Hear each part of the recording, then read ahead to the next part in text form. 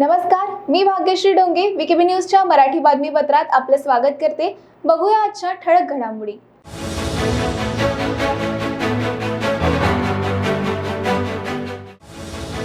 राष्ट्रपती पदासाठी आज होणार मतदान। द्रौपदी मुर्मू आणि यशवंत सिन्हा आहेत उमेदवार।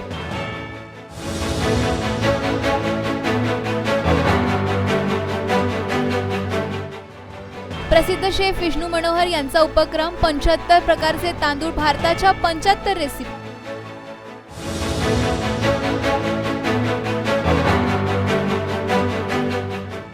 नागपुरात कोरोनाचा कहर, रविवारी 262 पॉझिटिव्ह तर खासगी शाळेतील 38 विद्यार्थी कोरोना बाधित।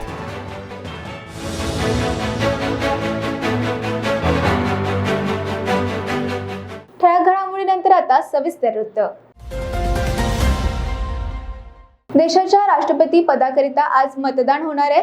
माजी राज्यपाल द्रौपदी मुर्मू या सत्ताधारी भारतीय जनता पार्टीच्या नेतृत्वातील एनडीएच्या उमेदवार आहेत, तर विरोधी पक्षाकडून माजी अर्थमंत्री यशवंत सिन्हा यांना उमेदवारी देण्यात आली आहे। निवडणुकीसाठीची सर्व तयारी पूर्ण झाली आहे। देशातील आमदार, खासदार यासाठी मतदान करणार आहे। सत्ताधारी भाजप आघाडीकडे 50%हून अधिक मते असल्याने द्रौपदी मुर्मू यांचा विजय निश्चित मानला जात आहे। राष्ट्रपती पदाच्या निवडणुकीसंदर्भात आमदारांना मार्गदर्शन करण्यासाठी विधान भवनातील काँग्रेस पक्ष कार्यालयात बैठक पार पडली आहे। ही बैठक निरीक्षक मोहन प्रकाश, महाराष्ट्र प्रदेश काँग्रेस कमिटीचे अध्यक्ष नाना पटोले, विधिमंडळ काँग्रेस पक्षाचे अध्यक्ष बाळासाहेब थोरात, माजी मुख्यमंत्री अशोक चव्हाण, पृथ्वीराज चव्हाण यांच्या उपस्थितीत पार पडली आहे। काँग्रेस पक्षाचे आमदार या बैठकीला उपस्थित होते। संकेत बियाणी यांनी माजी सैनिकांसाठी पहिली कमिटमेंट रिंग 15 ऑगस्टला भारत स्वतंत्रता दिनाचं औचित्य साधून अमृत महोत्सवानिमित्त 7500 माजी सैनिकांना ही रिंग भेट देणार आहे। ही कमिटमेंट रिंग सोनं, चांदी, हिरा आणि भारतातल्या सगळ्या राज्यातून गोळा केलेल्या मातीपासून, ज्यामध्ये भारत असं लिहिलं गेलंय। सैनिकांनी सीमेवर केलेल्या पराक्रमाचा आणि शौर्याची आठवण म्हणून 7500 माजी सैनिकांना ही रिंग देण्याचा उपक्रम संकेत बियाणी यांनी हाती घेतलाय। पुण्यातील बोनिसा ज्वेलर्सतर्फे हा उपक्रम राबविण्यात येत असून या उपक्रमाअंतर्गत खडकी येथील पॅरालेजिक रिहॅबिलिटेशन सेंटर येथील 88 माजी सैनिकांना एक इंडिया रिंग्स देण्यात आल्या आहेत। याची सुरुवात 26 जानेवारी प्रजासत्ताक दिन रोजी करण्यात आली होती। देशभरातील विविध राज्यातील माजी सैनिकांना ही रिंग देण्यात येणार असल्याची माहिती यावेळी संकेत बियाणी यांनी दिली आहे। स्वातंत्र्य दिन आणि प्रजासत्ताक दिन हे 2 दिवस असता आपण सैनिकांची आठवण काढतो, सीमेवर शहीद झालेल्या सैनिकांना मानवंदना देतो आणि माजी सैनिकांचा सत्कार करतो। मात्र त्यांनी देशासाठी दिलेली सेवा ही त्यांच्या कायम आठवणीत राहावी म्हणून भारत अशी एक रिंग बनवून स्वातंत्र्याचा अमृत महोत्सव निमित्त 26 ऑगस्टला 7500 सैनिकांना ही रिंग देण्यात येणार आहे, असे मत संकेत बियाणी यांनी व्यक्त केलंय। भारत रिंग ही चांदी म्हणजे जी आपल्याला शांत ठेवते, सोने म्हणजे जे भारताचे प्रतीक आहे, आपल्या देशातील प्रत्येक राज्यातील माती एकतेसाठी आणि हिरा आपल्यापैकी प्रत्येक जण एक हिरा आहे यांच्यापासून बनलेली आहे। ही अंगठी जगातील पहिली राष्ट्रासाठी समर्पित असलेली देशाप्रती वचनबद्धता दर्शवणारी अंगठी आहे आणि यावर्षी स्वातंत्र्याच्या 75व्या वर्षानिमित्त 7500हून अधिक सैनिकांना ही अंगठी देण्याचे आमचे ध्येय आहे। ही अंगठी चांदीची आहे आणि त्यावर सोनेरी अक्षरात भारत लिहिलेले आहे, जे भारताचे सोने की चिडिया असण्याचे प्रतीक आहे आणि यात विशेष करून 29 राज्यातून माती आणण्यात आली आहे, असे यावेळी संकेत बियाणी यांनी सांगितले। ही अंगठी बनवण्यामागची कल्पना बोनिसा ज्वेलर्स हे खास करून लग्नाच्या अंगठ्या बनवण्यासाठी ओळखले जाते, म्हणूनच आम्ही आपल्या देशाच्या एकतेचे प्रतीक म्हणून कमिटमेंट रिंगचा विचार केला। या अंगठीची कल्पना एक पॉडकास्ट ऐकताना माझ्या मनात आली आणि सैनिकाप्रती कृतज्ञता व्यक्त करण्यासाठी आम्ही अंगठी देण्याचा निर्णय घेतला। मला वाटते की बांधिलकी ही केवळ पती-पत्नी किंवा इतर नात्यापुरती मर्यादित नाही, आपल्या देशाप्रती ही आपली एक बांधिलकी आहे। त्यामुळे केवळ आम्हीच नाही तर कोणीही आपल्या सैनिकांना ही अंगठी भेट देऊ शकते आणि या चळवळीचा एक भाग बनू शकते, असं देखील संकेत बियाणी यांनी म्हटलंय। या अभिनव उपक्रमाची सुरुवात 26 जानेवारीला झाली असून आतापर्यंत 200 माजी सैनिकांना ही रिंग देण्यात आली आहे। यात माजी सैनिक, वीर पत्नीचा समावेश असून या उपक्रमाअंतर्गत देशभरातील विविध राज्यातील माजी सैनिकांना ही रिंग देण्यात येणार आहे। भारत में पहली बार पूरे देश की मिट्टी से बनी अंगूठी, एक इंडिया रिंग।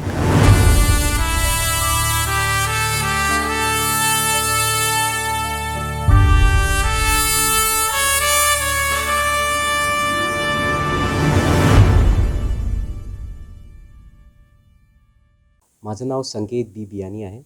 आम्ही एक इंडिया रिंग अशा नावाची एक जगातली पहिली commitment ring for the country बनवलेली आहे. ती रिंग बनवलेली आहे चांदीमध्ये. चांदीमध्ये बनवायचं कारण आहे की चांदी हा नॅचरल कूलंट आहे. त्याच्यात भारत लिहिलेला आहे, जो गोल्ड प्लेटेड आहे. तो गोल्ड प्लेटेड ह्याकरिता आहे की जो घालणारा आहे रिंग, तो कमिट करतो की मी ह्या देशाला परत सोने की चिडिया बनवणार. त्याच्यात थर्ड एलिमेंट आहे, जे आम्ही सर्व राज्यातून भारताच्या माती मागवलेली आहे आणि त्या मातीला मिक्स करून या रिंगमध्ये आम्ही घातलेली आहे. तो ह्या गोष्टीचा प्रतीक आहे की आपण किती डायव्हर्स असो, एकता ही आपली सगळ्यात मोठी ताकद आहे. चौथा एलिमेंट त्याच्यात एक सिंगल नॅचरल डायमंड आहे. तो ह्या गोष्टीचा प्रतीक आहे की तुम्ही, आम्ही, आपण सर्व लोक या देशाचे हिरे आहोत. आणि जर आपण ह्या हिऱ्यासारखंच आपण विचार करेन तर आपण हिऱ्यासारखं चमकेन आणि तुम्ही आम्ही चमकणार तर हा देश चमकेल. ह्या कॉन्सेप्टमध्ये ही रिंग बनवलेली आहे. कारण आपला आझादीचा अमृत महोत्सव आहे. 75 इयर्स ऑफ इंडिपेंडन्स आपले कंप्लीट होतात. तर आम्ही 7,500 सैनिकांना द्यायचा आम्ही विचार केलेला आहे. विथ द हेल्प ऑफ सगळे लोकांबरोबर विचार केलेला आहे आम्ही 7500 सैनिकांना द्यायचा. कालच आम्ही एक फंक्शन केला, इव्हेंट पॅराफॅलिक रिहॅबिलिटेशन सेंटरमध्ये, जिथं आम्ही 88 जवानांना, रिटायर्ड जवानांना रिंग्स दिलेली आहे. आणि या पद्धतीने आमचं हे नियमितप्रमाणे लोकांना, रिटायर्ड पर्सनल्सला, वीर नारींना हे रिंग्स द्यायचा प्रयत्न सुरू आहे. आणि त्यांना जर कोणाला द्यायचं असेल, जर हे त्यांना रिंग द्यायची असेल किंवा कोणाला सोल्जर्सला गिफ्ट करायची असेल तर आमच्या वेबसाईटवर ते जाऊन ही रिंग घेऊ शकतात. आणि किती सोल्जर्सना त्यांना डोनेट करायची आहे ते तिथं त्या वेबसाईटवर इझिली मेन्शन करू शकतात की त्यांना किती सोल्जर्सला हे रिंग्स द्यायची आहे. ओके. मग सर ते त्याचा उद्देश असा आहे की एक तर ते रिंग्स आम्ही जवानांना देऊ आणि त्याची जे निधी गोळा होणार त्यातलं काही पर्सेंट आम्ही जे मार्टेड सोल्जर्स आहेत आपले, त्यांच्या फॅमिलीच्या एज्युकेशनसाठी आम्ही यूज करणार आहोत. आत्तापर्यंत कुठल्या सोल्जर्सला तुम्ही रिंग दिली आहे?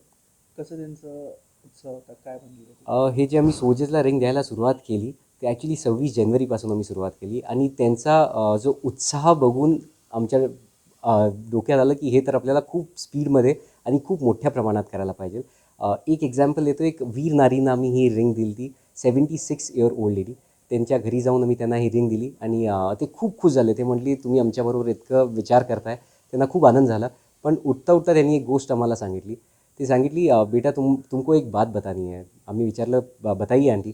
ते म्हटले की ये मेरी ज़िंदगी की पहली डायमंड की अंगूठी है और वो हमें अब मिली है जब हमारे पति नहीं है. उनके गुजरने के इतने साल बाद मिली है और वो भी उनके कारण मिली है. हे ज्यावेळी त्यांनी म्हटलं त्यावेळी आम्हाला वाटलं की खरंच आपण काहीतरी एक कार्य जे करतोय ते आपल्याला मोठ्या प्रमाणात सगळ्या लोकांबरोबर हे केलं पाहिजे. नक्कीच. या रिंगमध्ये काय काय आहे, काय काय वैशिष्ट्य आहे या रिंगचं? या रिंगचं वैशिष्ट्य जे आहे ते प्रत्येक गोष्ट या रिंगमध्ये आहे त्याच्यात काही ना काही महत्त्व आहे.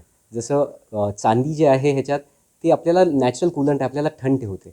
आता आपण सर्व लोकांना थंड ठेवण्यासाठी नॅचरल कूलंट म्हणजे चांदीचा आम्ही वापर केलेला आहे. भारत जे ह्याच्यात लिहिलेलं आहे ते गोल्ड प्लेटेड आहे. त्याचं कारण असं आहे की जो घालणार आहे तो मैं फिर इस देश को सोने की चिडिया बनाऊंगा हे कमिट करतो. आणि पूर्ण देशाची माती आहे, सगळ्या राज्यातली माती आहे. ते ही गोष्ट प्रतीक आहे की किती आपण डायव्हर्स असो, एकता आपली सगळ्यात मोठी ताकद आहे आणि आपल्याला विसरायला नाही पाहिजे. हे जे डायव्हर्सिटी आहे ते आपल्याला आपल्यासाठी वापरली पाहिजे, आपल्या विरुद्ध नाही वापरली पाहिजे. आणि एक डायमंड आहे जे आपल्या सर्वांचं प्रतीक आहे. म्हणजे गोल्ड, सिल्वर, डायमंड. आणि सगळ्यात महत्त्वाची गोष्ट म्हणजे आपल्या देशाची माती. कुठनं गोळा केली? हे आपल्या सर्व राज्यातून आम्ही मागवलेली आहे. सर्व राज्यात? सर्व राज्यातून मागवले, सगळ्या राज्यात? सगळ्यात राज्यातून मागवलेली आहे. प्रसिद्ध शेफ विष्णू मनोहर यांनी नागपुरात अनोखा विक्रम केलाय. अवघ्या 4.5 तासात 75 प्रकारच्या तांदळापासून भारताच्या विविध 75 रेसिपी तयार करण्याचा विक्रम मनोहर यांनी रचलाय. देशाच्या स्वातंत्र्याच्या अमृत महोत्सवानिमित्त हा उपक्रम राबवण्यात आलाय. भारतीय खाद्य संस्कृती श्रीमंत असून ती जगासमोर आणण्याचा प्रयत्न केल्याचं मनोहर यांनी सांगितलंय. तसंच या निमित्ताने त्यांनी भारतीय शेतकऱ्यांचेही आभार मानले. पाककलेशी संबंधित वेगवेगळ्या प्रकारचे 11 विश्वविक्रम विष्णू मनोहर यांच्या नावावर आहेत. देशाला स्वातंत्र्य मिळून 75 वर्ष लोटले आहे. आझादी का अमृत महोत्सव म्हणून देशभर विविध पद्धतीने साजरा होत आहे. यातच विविध क्षेत्रात काम करणारी मंडळी अमृत महोत्सव साजरा करण्यासाठी विविध उपक्रम करत असताना नागपूरचे प्रसिद्ध शेफ विष्णू मनोहर यांनीही वेगळ्या पद्धतीने विश्वविक्रम करत देशाप्रती आपले प्रेम व्यक्त केलंय. देशाचा अन्नदाता असलेला शेतकरी पिकवत असलेले धान्य म्हणजेच तांदूळाच्या 75 वाणापासून 75 भाताच्या डिश बनवण्यात आल्या आहे. यात 4 तास 45 मिनिटात हा विश्वविक्रम नोंदवल्याशिवाय नागपूरच्या खवय्यांनी सुद्धा चव चाखत आनंद लुटलाय. 75 वर्ष झाले स्वातंत्र्य मिळून आणि 75 वर्ष झाले म्हणून लोक वेगवेगळ्या पद्धतीने आपला उत्सव साजरा करतात. मी सुद्धा आपल्या पद्धतीने उत्सव साजरा करतो आहे आणि हा उत्सव शेतकऱ्याला समर्पित करतो यासाठी की त्यांनी 5000च्या वर प्रजाती निर्माण केलेल्या आहेत भाताच्या. त्याची चव लोकांना कळावी त्यातला हा छोटासा प्रयत्न आहे. 75 प्रकारचे तांदूळ वेगळे आणले त्यापासून हा भात आणि त्याचे इतर पदार्थ तयार करणार आहे आणि प्रयत्न आहे कुठेतरी शेतकऱ्याच्या कष्टाचं चीज व्हावं आणि लोकांना काहीतरी छान वेगळं खायला मिळावं. वेळ झाली आता एका छोट्याशा विश्रांतीची. भेटूया विश्रांतीनंतर. बाय. सब जानना चाहते हैं मेरा फेवरेट कलर, मेरा फेवरेट डेस्टिनेशन, मेरी फेवरेट डिश, पर कोई ये नहीं पूछता कि फेवरेट डिश मैं बनाती कैसे हूँ. अरे यार, जिसे टेस्टी खाना पसंद है वो अच्छे टेस्ट तक पहुँच ही जाता है. सुरुचि मसाले, खाने में हो रुचि तो घर लाइए सुरुचि. अपने सपनों की उड़ान भरने की इच्छा तो हर किसी की होती है, पर पंख भी तो मजबूत होने चाहिए जो देता है flywheel aviation academy. Flywheel aviation academy एक ऐसा इंस्टीट्यूट है जहां पर एयरलाइंस एंड एयरपोर्ट हॉस्पिटैलिटी और टूरिज्म मैनेजमेंट, साथ ही यहां campus interview, guidance by industry expert, practical training at airport, expert faculty, personal grooming जैसे कई सारे बेनिफिट्स आप पा सकते हैं. Flywheel aviation academy, 1 degree 3 job opportunities. Flywheel aviation academy gives you a degree or diploma with a job. Flywheel Aviation Academy, 365 Gandhinagar, LAD College Square, beside Karnataka Bank, Nagpur.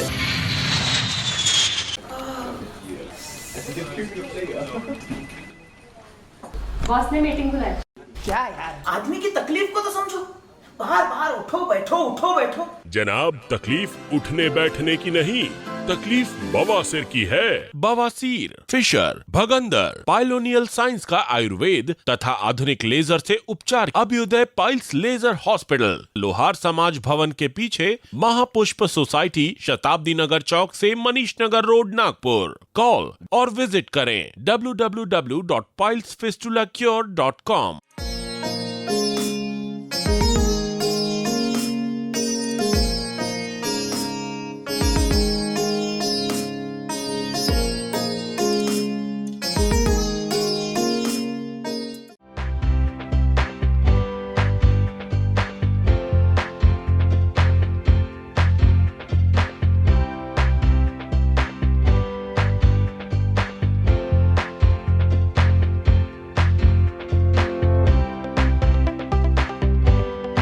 विश्रांतीनंतर आपलं स्वागत. एका व्यवहारात दिलेले 2,80,000 रुपये परत करत नसल्याने रेल्वेत मेकॅनिक असलेल्या अजय जाधव याने 56 वर्षीय अतुल व्यापारी नावाच्या व्यक्तीला मारहाण करत त्याचे अपहरण करून 8 दिवस त्याने स्वतःच्या माटुंगा येथील रेल्वे कॉलनीतील घरात डांबून ठेवले व त्याच्या पत्नीकडे सुटकेसाठी 5 लाख रुपयांची खंडणी मागितल्याचा धक्कादायक प्रकार डोंबिवलीमध्ये घडलाय. पत्नीच्या तक्रारीनंतर टिळकनगर पोलिसांनी सापळा रचून खंडणी मागणाऱ्या आरोपीला रंगेहात पकडून अतुल यांची सुखरूप सुटका केली आहे. डोंबिवलीत राहणारे अतुल व्यापारी हे बँकेतून कर्ज पास करून देणे, व्याजाने पैसे देणे यासारखे व्यवहार करतात. रेल्वेमध्ये मेकॅनिक म्हणून काम करणाऱ्या अजयने 2021 मध्ये अतुल यांच्यासोबत एक व्यवहार केला होता. त्यासाठी 2,80,000 रुपये त्याने अतुलला दिले होते. मात्र पैसे परत देत नसल्याने अजय याने अतुल डोंबिवलीत 9 जुलै रोजी भेटण्यासाठी बोलवत त्याला मारहाण करून त्याचे अपहरण करत त्याला माटुंगा येथील रेल्वे वस्तीतील घरात डांबून ठेवले. पुढे अतुल याची पत्नी रुचा यांच्या फोनवर नवरा हवा तर 5 लाख रुपये दे अशी मागणी केली. रुचा यांनी 3 लाख रुपये देण्याची तयारी दाखवली. मात्र अजय 5 लाखांवर अडून बसल्याने अखेर शुक्रवारी तिने टिळकनगर पोलीस ठाण्यात धाव घेत पतीचे अपहरण झाल्याची तक्रार दाखल केली. तक्रार दाखल होताच टिळकनगर पोलीस ठाण्याचे वरिष्ठ पोलीस निरीक्षक अजय आफळे यांच्या मार्गदर्शनाखाली सहाय्यक पोलीस निरीक्षक पांडुरंग पिठे, पोलीस नाईक जाधव, घुगे, महाजन, चंदणे यांच्या पथकाने अतुल याचा शोध सुरू केला। रुचा यांनी 5 लाख घेण्यासाठी अजयला डोंबिवली पूर्वेकडील फडके रोडवरील एका हॉटेलमध्ये बोलवले। या हॉटेलात पोलिसांनी सापळा लावत खंडणीचे पैसे घेण्यात आलेल्या अजयला रंगेहात पकडून अतुलची सुटका केली। त्यानंतर पत्नीच्या व अतुलच्या फिर्यादीनंतर अजयला बेड्या ठोकत कल्याण सत्र न्यायालयात हजर केले असता रविवारी कल्याण जिल्हा सत्र न्यायालयाने अजयला 20 जुलैपर्यंत पोलीस कोठडी सुनावली असून पोलीस अधिक तपास करीत आहेत। सदर गुन्ह्यातील जो आरोपी आहे अजय पांडुरंग जाधव, वय वर्ष त्याचं आहे 51 वर्ष, हा रेल्वेमध्ये कामाला आहे, मेकॅनिक म्हणून माटुंग्याला। त्याने जो यातील फिर्यादी आहे यांचे पती यांच्याकडून 2,80,000 रुपये घेतले होते आणि ते परत दिले नाही म्हणून त्याने ते फडके रोड डोंबिवली ईस्टला येऊन त्याला मारहाण करून किडनॅप केलं आणि त्याच्या घरी घेऊन गेला होता 9 तारखेपासून। आणि त्याने त्याची माहिती कोणाला दिली नाही। नंतर त्याच्या पत्नीला कॉल केला की तुमचे पती पाहिजे असेल तर 5 लाख रुपये पाहिजे मला, तरच पतीला सोडेल। मग पत्नीने पोलीस स्टेशनला आल्यावरती तक्रार केली। मग आपण गुन्हा रजिस्टर केलेला आहे इथे 368 384 भादवीसह। आणि नंतर आपण सापळा रचला, तो याला त्याचे फिर्यादी यांचा पतीला घेऊन येणार तो डोंबिवली ईस्टला येणार होता। मग तिथे आल्यानंतर पोलिसांनी सापळा रचून त्या आरोपीला ताब्यात घेतलेले आहे आणि फिर्यादी यांचे पती यांना त्यातून मुक्त केलेले आहेत। आणि आरोपीला कोर्टात न्यायालयासमोर हजर केले असता न्यायालयाने त्यांना 20 तारखेपर्यंत पोलीस कस्टडी दिलेली आहे। सध्या आरोपी हा पोलीस कस्टडीत आहे। त्या आरोपीचं काय बॅकग्राऊंड आहे का? त्याचं असं काही क्रिमिनल बॅकग्राऊंड वगैरे नाही आहे, परंतु त्याने जे पैसे दिले होते ते फिर्यादी यांचे पती परत देत नसल्यामुळे त्याने ते किडनॅप केलं होतं, मारहाण करून त्याला किडनॅप केलेलं होतं असे। प्राचार्य हरी नरके यांनी राज्याचे मंत्रिमंडळ हे किमान 12 मंत्र्यांचे असणे बंधनकारक आहे, त्यापेक्षा कमी संख्येच्या मंत्रिमंडळाला संविधानाची मान्यता नाही व अशा निर्णयांना घटनात्मक वैधता नाही, अशा पद्धतीच्या केलेल्या वक्तव्याचा भाजप प्रदेश सचिव व प्रवक्ता पॅनलिस्ट धर्मपाल मेश्राम यांनी खरसून समाचार घेतलाय। ज्येष्ठ विचारवंत प्राध्यापक हरी नरके साहेब यांनी भारतीय राज्यघटनेचा हवाला देत राज्याचे मंत्रिमंडळ किमान 12 मंत्र्यांचे असणे बंधनकारक असल्याचे सांगितलेले आहे। त्यापेक्षा कमी संख्येच्या मंत्रिमंडळाला संविधानाची मान्यता नाही आणि त्यामुळे मागच्या 2 आठवड्यामध्ये महाराष्ट्रात जे काही निर्णय घेतले गेले त्याला घटनात्मक वैधता नाही, अशा पद्धतीचं ट्विट करत समाज माध्यमांमधून देखील त्या पद्धतीची बातमी त्यांनी हेतुपुरस्सरपणे पेरण्याचा प्रयत्न केलेला आहे। त्यांना मी अत्यंत विनम्रतेने परंतु अत्यंत ठामपणे हे सांगू इच्छितो की सन 2003 मध्ये केल्या गेलेल्या 91व्या घटनादुरुस्तीच्या अनुसार अनुच्छेद म्हणजेच आर्टिकल 164 मध्ये क्लॉज 1A चा समावेश करून मुख्यमंत्र्यांसह राज्यातील मंत्री परिषदेतील सदस्यांची संख्या ही एकूण विधानसभा सदस्यांच्या 15% जास्त होऊ नये यासाठी ही घटनादुरुस्ती केल्या गेली आणि 1 जानेवारी 2004ला या घटनादुरुस्तीला मान्यता दिली गेली।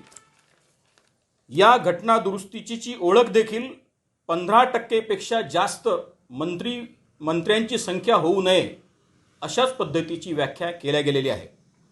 माननीय मुख्यमंत्री व उपमुख्यमंत्री या 2 सदस्य संख्या असलेल्या मंत्रिमंडळाने संपूर्ण मंत्री परिषद अस्तित्वात येत नाही तोपर्यंत कोणताही निर्णय घेऊ नये अशा पद्धतीचे निर्देश वा स्पष्टता वा तशा पद्धतीची तरतूद भारत देशातल्या संविधानात किंवा कुठल्याही कायद्यामध्ये करण्यात आलेली नाही।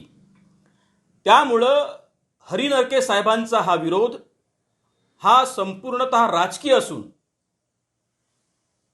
या अशा निर्णयांमुळे विरोधकांमध्ये धडकी भरलेली आहे आणि या धडाकेबाज निर्णयांमुळे कदाचित आपले राजकीय अस्तित्व किंवा आपले राजकीय पक्ष पूर्णत्वा नष्ट होतील, संपुष्टात येतील अशा पद्धतीची भीती देखील अशा लोकांच्या मनामध्ये आज घोंगावायला लागलेली आहे। मी आपल्या माध्यमातून आव्हान करू इच्छितो अशा सगळ्या मंडळींना की जे काही लोकोपयोगी समाज हिताचे निर्णय या महाराष्ट्रातील आत्ताच्या सरकारने घेतलेले आहेत त्या निर्णयांच्या पाठीशी तुम्ही उभं राहण्याची गरज नाही, त्या निर्णयांची प्रशंसा देखील करण्याची गरज नाही, पण हे निर्णय चुकीचे नाहीत, हे निर्णय समाजोपयोगी आहेत, हे निर्णय लोकहिताचे आहेत हे देखील तुम्ही एकट्यात कबूल केलं पाहिजेच। आणि म्हणून नरके साहेब, हरी नरके साहेब असतील किंवा संजय राऊतजी असतील, ओबीसींच्या आरक्षणाच्या संदर्भाने जी लढाई देवेंद्रजी फडणवीसांनी आपल्या सुरुवातीच्या राजकीय कार्यकाळापासून लढली, मग ती याची जी मर्यादा आहे आपली 6 लक्षपासून 8 लक्ष करण्याची जी मर्यादा असेल उत्पन्नाची, किंवा ओबीसीचं मंत्रालय मुख्यमंत्री झाल्यानंतर अस्तित्वात आणण्याचा प्रश्न असेल, किंवा आत्ता पुन्हा उपमुख्यमंत्री झाल्यानंतर देखील त्यांनी आपल्या पुढाकारातून ओबीसींच्या राजकीय आरक्षणासाठी केला गेलेला प्रयत्न असेल आणि घेतले गेलेले निर्णय असतील, ह्या निर्णयांच्या सोबतीला कधी आपण उभं राहण्याचा प्रयत्न करावा. माननीय नरके साहेब असतील किंवा राऊतजी, आपण आता कोणाचे तरी राजकीय आश्रित आहात आणि या राजकीय आश्रयाच्या मुळेच आपल्या अशा राजकीय पुढाऱ्यांच्या लांगुल चालण्यासाठी आपण अशा पद्धतीच्या निर्णयांचा विरोध करत आहात आणि त्यामुळे तुम्ही ओबीसींच्या हिताचे रक्षक होऊ शकत नाहीत. तर तुम्ही निवड जातीय द्वेष भावनेतून, होय तुम्ही द्वेष भावनेतून आणि निव्वळ जातीय द्वेषी मानसिकतेतून देवेंद्रजी फडणवीस आणि त्यांच्या सरकारचा विरोध नोंदवत आहात. हेच मला आज या संपूर्ण महाराष्ट्रातल्या 12 करोड जनतेला आपल्या माध्यमातून सांगायचं आहे. नागपुरात कोरोनाने कहर केलाय. नाही म्हणता कोरोना बाधितांची संख्या वाढत चालली असून रविवारी 262 जण बाधित झाले आहे. यात हिंगणा रोड येथील जैताळा भागातील राय इंग्लिश स्कूलमधील 38 विद्यार्थी कोरोना बाधित निघाले आहे. महापालिकेचे अतिरिक्त आयुक्त राम जोशी यांनी या शाळेचे विद्यार्थी कोरोनाबाधित निघाल्याचे सांगितले. शुक्रवार 15 जुलै रोजी शाळेतील मुलांची RT-PCR करण्यात आली होती. 16 रोजी नमुने प्रयोगशाळेत पाठवण्यात आले. रविवारी याचा अहवाल पॉझिटिव्ह आला असे जोशी यांनी सांगितले. सरसकट कोणत्याही शाळेची तपासणी करण्यात येणार नाही. पालकांनी वा शाळा संचालकांनी विनंती वा मागणी केल्यास नमुने घेण्यात येतील असे जोशी यांनी स्पष्ट केले. राय इंग्लिश स्कूलचे संचालक डॉक्टर MM राय यांनी शाळा बंद ठेवणार असल्याचे सांगितले. शाळेतील शिक्षकांचे अहवाल निगेटिव्ह आले आहे. आम्ही सर्व मुलांच्या पालकांना मुलांची RT-PCR करायला सांगणार आहोत. त्यांचे अहवाल निगेटिव्ह आल्यावरच शाळेत प्रवेश देऊ. त्यांच्या अभ्यासाचे नुकसान होऊ देणार नाही असे राय यांनी सांगितले. 3 जुलैपासून नागपुरात कोरोना बाधितांमध्ये सातत्याने वाढ होत आहे. औरंगाबादचे खासदार जलील यांनी संभाजीनगर नामांतरांच्या विरोधात शहरातील विविध राजकीय संघटना, सामाजिक संघटना आणि नागरिकांनी विभागीय आयुक्त सुनील केंद्रेकर यांना निवेदन विरोध करावे असे आवाहन खासदार जलील यांनी केले आहे. सेना, भाजप आणि मोठी शिवसेना, त्याचबरोबर राष्ट्रवादी काँग्रेस पार्टी आणि काँग्रेस यांनी शहराचा विकास सोडून औरंगाबाद शहरातील नागरिकांच्या भावना समजून न घेता औरंगाबाद शहराचे नामांतर केले आहे. याचा विरोध सर्वसामान्य नागरिकांनी करावा असे आवाहन खासदार जलील यांनी व्हिडिओच्या माध्यमातून केले आहे. मैं औरंगाबाद की आवाम से अपील करना चाहूँगा, चाहे वो किसी भी जात, मजहब, धर्म से ताल्लुक़ रखते हो, किसी भी राजनीतिक पार्टी से ताल्लुक़ रखते हो, औरंगाबाद का नाम बदलने की जो साजिश शिवसेना, कांग्रेस और राष्ट्रवादी कांग्रेस ने की है, हम उसका निषेध करते हैं और उसी के निषेध के तहत 12 तारीख के दिन औरंगाबाद में एक निषेध मोर्चा निकाला जा रहा है, जो औरंगाबाद के भड़कल गेट में डॉक्टर बाबा साहब अम्बेडकर जी के स्टैचू के पास से ये निकलेगा और वहाँ से होकर वो आम खास मैदान के ऊपर कल दोपहर में 2 बजे आएगा. वहाँ से एक डेलीगेशन, जिसके अंदर कृति समिति के जितने भी सदस्य हैं, वो डिविजनल कमिश्नर को लेके जाकर एक मेमोरेंडम देंगे. मैं लोगों से अपील करना चाहूँगा कि एक शहर के साथ हमारी एक आइडेंटिटी जुड़ी होती है, उस शहर से हमारा एक नाता होता है और पिछले 400 साल से औरंगाबाद शहर का जो नाम था, वो नाम को आज सिर्फ अपने राजनीतिक मफाद की वजह से जो बदलने की जो साजिश चल रही है, उसका खंडन करने के लिए, उसका निषेध करने के लिए औरंगाबाद की आवाम ने सड़कों के ऊपर आना चाहिए. 2 तरह की लड़ाई इसके अंदर लड़ी जाएगी, एक तो अदालत के अंदर और दूसरा रास्तों के ऊपर भी आकर. तो पहली लड़ाई जो है 12 तारीख के दिन दोपहर में 2 बजे भड़कल गेट से ये जो मोर्चा निकलने जा रहा है, उसके अंदर भारी तादाद के अंदर आप लोग शामिल होइए. औरंगाबाद शहर के नाम को अगर आप रखना चाहते हैं तो मैं औरंगाबाद के आवाम से अपील करना चाहूँगा कि कल दोपहर के बाद अपने कारोबार को बंद रखिएगा, अपनी दुकानें, अपने धंधे को बंद रखिएगा और इस मोर्चे के अंदर शामिल होइएगा, ताकि हम भी सरकार को बता सके कि तुम जो फैसला लिए हैं मुंबई में बैठकर और जो फैसला हम पर लादा जा रहा है, उसकी मुखालिफत कितने लोग सड़कों के ऊपर आकर कर रहे हैं, ये दिखाना भी बहुत ज़रूरी है. और सुप्रीम कोर्ट में जब जाएंगे तो सुप्रीम कोर्ट के अंदर भी ये दिखाया जाएगा कि जब ये फैसला लिया गया तो औरंगाबाद की आवाम किस तरह से सड़कों के ऊपर निकल आई इसका विरोध जताने के लिए, ये भी बहुत ज़रूरी है। मैं लोगों से अपील करना चाहूँगा कि औरंगाबाद और संभाजी नगर कोई हिंदू और मुसलमान का मुद्दा नहीं है। कुछ लोग इसको एक कम्युनल रंग देने की कोशिश कर रहे हैं, ये बताने की कोशिश कर रहे हैं कि ये हिंदू और मुसलमानों का मुद्दा है, सिर्फ मुसलमान इसका विरोध कर रहे हैं। ऐसा नहीं है। जो औरंगाबाद में रहता था, जिसने औरंगाबाद में पला बड़ा, अलग अलग मुल्कों के अंदर गया, उसको एक मोहब्बत है अपने एक शहर से, और मैं समझता हूँ कि उसको देखते हुए सभी लोगों ने इसके अंदर आना चाहिए, शामिल होना चाहिए और इस मोर्चे को कामयाब करना चाहिए। तर VKB न्यूजच्या मराठी बातमीपत्रात आता एवढंच. पुन्हा भेटूया नवीन घडामोडींसोबत. बघत रहा VKB न्यूज. नमस्कार.